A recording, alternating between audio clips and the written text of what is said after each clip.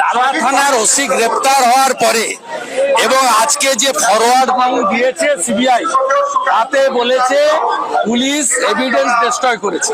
যে police evidence destroy করেছে সেই পুলিশ মন্ত্রীর কাছ থেকে আর কি আশা করে?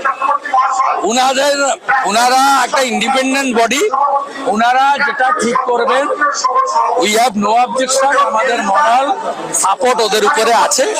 আমি মনে করি দে are educated, they are intelligent এবং they are enough to take any decision.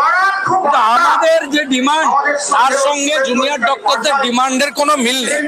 Junior ডক্টররা health administration ইত্যাদি ইত্যাদি নিয়ে ভাবছেন, স্বাস্থ্য সচিবকে নিয়ে ভাবছেন, ডিএমই কে নিয়ে ভাবছি, আর আমরা অভয়া, তিলোত্তমা, কাদম্বিনী, ডাক্তার বোনকে নিয়ে ভাবছি আর তথ্য লোপাট করা, পুলিশের শাস্তি চাইছি।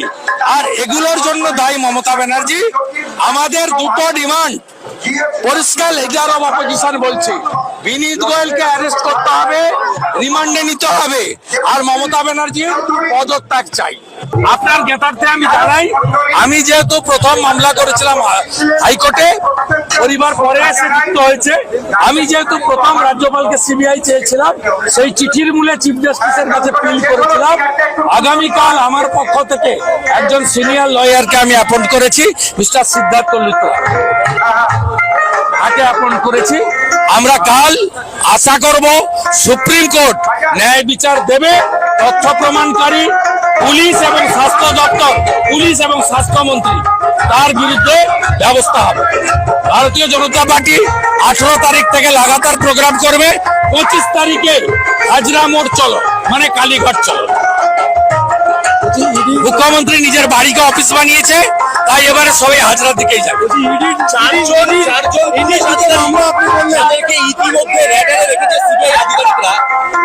আপনি বলছেন, আমি তো জানি না।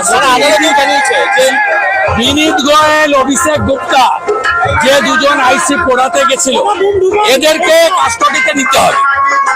সঙ্গে নির্মল ঘোষ, মিঠু মজুমদার, কাস্টডিতে নিতে হবে।